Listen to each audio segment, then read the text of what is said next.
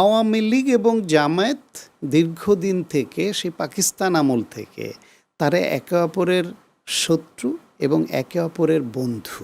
কথা এবার যে বিএনপি যে রেকর্ড সংখ্যক ভোট পেয়ে তারা তো সংসদে আসলো, তারা তো মানে সংখ্যাগরিষ্ঠতা, এখানে কিন্তু একটা ভূমিকা ছিল যে তারা ইলেকশনের আগের থেকেই স্বাধীনতার পক্ষে তাদের অবস্থানটা একদম 100% ক্লিয়ার করেছে কিন্তু বিএনপি। যেটা আমি দেখেছি অনেক মানুষ আছে যারা আমার দেখা মতো যারা জীবনও বিএনপিকে ভোট দিত না, তারা এবার গিয়ে বিএনপিকে ভোট দিচ্ছে তারা। কারণ ওই যে একটা একটা স্ক্যাম ছড়ানো হয়েছিল যে জামাত ইসলামী ক্ষমতায় চলে আসছে, এবং অনেকের মধ্যেই ভয়টা ছিল যে জামাত ইসলামী ক্ষমতা আসলে দেশের নামই নাকি আবার চেঞ্জ হয়ে পাকিস্তান হয়ে যায়। সেই ওই ক্ষমতা, প্রথম কথা হলো জামাতের বাংলাদেশের রাষ্ট্র ক্ষমতায় আসার রাজনৈতিকভাবে সক্ষমতাই নাই, জনগণের কাছে ওই অ্যাকসেপ্টেন্স নাই। এটা একটা হাইপ উঠেছিল এবং এইবার জামায়াত ইসলাম যে অনেকগুলো সিট পেল, 72টা আসন বোধহয়, এই যে জিতলো, এটা মূলত আওয়ামী লীগ কর্তৃক সৃষ্ট ভ্যাকুমের কারণে একটা শূন্যতা, রাজনৈতিক শূন্যতা তৈরি হয়েছে এবং আওয়ামী লীগের কারণে এই প্রিভিলেজড হয়েছে তারা। সিভিক রয়্যাল রিসোর্ট, সবুজে ঘেরা আভিজাত্য। আওয়ামী লীগ এবং জামায়াত দীর্ঘদিন থেকে সেই পাকিস্তান আমল থেকে তারা একে অপরের শত্রু এবং একে অপরের বন্ধু। তাদের হলো ওই শত্রু তুমি, বন্ধু তুমি, তুমি আমার সাধনা, ওরকম বিষয়। 69 ওই সময়ে কম্বাইন্ড অপোজিশন পার্টি নামে যে একটা জোট হয়েছিল পাকিস্তান আমলে, সরকার বিরোধী জোট, সেই জোটে কিন্তু এই আওয়ামী লীগের জামাত একসঙ্গে ছিল জোট। আবার 1986 সালে যখন এরশাদের অধীনে ওই নির্বাচনে যাবে না বলে বিএনপি, আওয়ামী লীগ 7 দল 5 দল সবাই ঐক্যবদ্ধ ছিল, ফাইনালি যখন আওয়ামী লীগ গেল, শেখ হাসিনা ওই যে লালদিঘির ময়দানে ঘোষণা দিল যে এই এরশাদের অধীনে যে নির্বাচনে যাবে সে জাতীয় বেঈমান বলে বিবেচিত হবে, তার 2 দিন পরেই গেল। সেই নির্বাচনে কিন্তু স্বাধীন বাংলাদেশে প্রথমবারের মতো জাতীয় সংসদ নির্বাচনে অংশগ্রহণ করে জামায়াত। তখনও কিন্তু এরশাদের সহযোগী হয়েছিল এই জামায়াত ইসলাম আর আওয়ামী লীগই। 1995-96 সালে আবার যখন বিএনপির বিরুদ্ধে আন্দোলন করে বিএনপিকে তত্ত্বাবধায়ক সরকার আদায় করে এবং আওয়ামী লীগ ক্ষমতায় আসে 21 বছর পরে, ওইটাও কিন্তু জামায়াত আওয়ামী লীগের একসঙ্গে আন্দোলনের ফসল ছিল এবং তত্ত্বাবধায়ক সরকার কনসেপ্টও জামাতের তরফ থেকেই প্রথম এসেছিল। সুতরাং এই রকম বন্ধু আছে। আবার আওয়ামী লীগ আবার জামাতের নেতাদের এই শাহবাগ মঞ্চ এবং তাদের ফাঁসি হওয়া, দল নিষিদ্ধ করা, এগুলো আবার আওয়ামী লীগই করেছে। আবার এইবার বাংলাদেশে যদি আওয়ামী লীগ এই অনাচারটা না করত, গুমখুন না করত, গণতন্ত্রকে এইভাবে নির্বাসনে না দিত, ভোটের অধিকার হরণ না করত, সর্বশেষ গণহত্যা না করত, একটা সুষ্ঠু নির্বাচনের পরিবেশ তৈরি করে যদি তত্ত্বাবধায়ক সরকারের অধীনে গ্রহণযোগ্য একটা নির্বাচন দিত, তাহলে বাংলাদেশে পলিটিক্যাল কম্পিটিশনে ঘুরে ফিরে আওয়ামী লীগ বিএনপি থাকতো, জামায়াত 3rd 4th 5th পজিশনের দলই ছিল।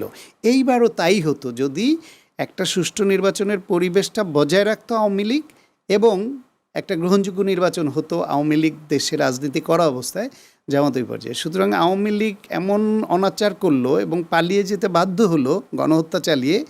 এই যে ভ্যাকুম, এই ভ্যাকুম তৈরি হওয়াতে অবধারিতভাবে সেকেন্ড রাজনৈতিক শক্তি হিসেবে জামায়াত উঠে আসছে। ফলে জামায়াত এবং আওয়ামী লীগ জেনে হোক না জেনে হোক, ইচ্ছায় হোক অনিচ্ছায় হোক, বিভিন্ন সময় একে অপরের ক্ষতিও করেছে, আবার সবচেয়ে উপকারও করেছে। সেই জন্যই বললাম এরা একে অপরের কাছে বন্ধু তুমি, শত্রু তুমি, তুমি আমার সাধনা, একে অপরের সাধনা। আর জামাত ইসলাম বাংলাদেশের স্বাধীনতা সার্বভৌমত্বের পক্ষে এখন যে কথা বলছে নিয়ে এটা তাদের একটা মুখোশ আমার মনে হয়।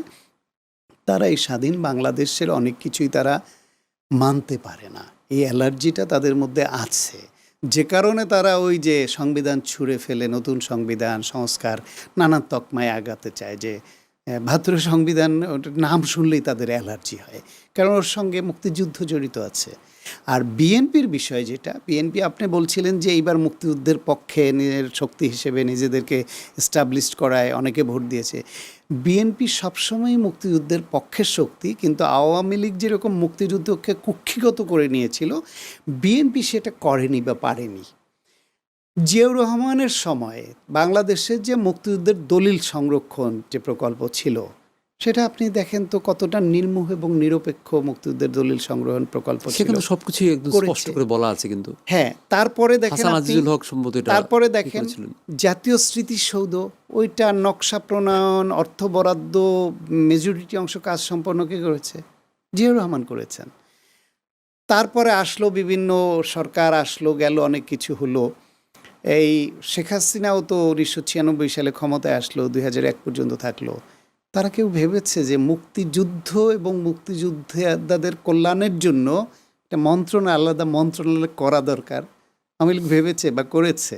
বিএনপি খালেদা জিয়া সরকার 2001 সালে এসে মুক্তিযুদ্ধ বিষয়ক মন্ত্রণালয় করলো।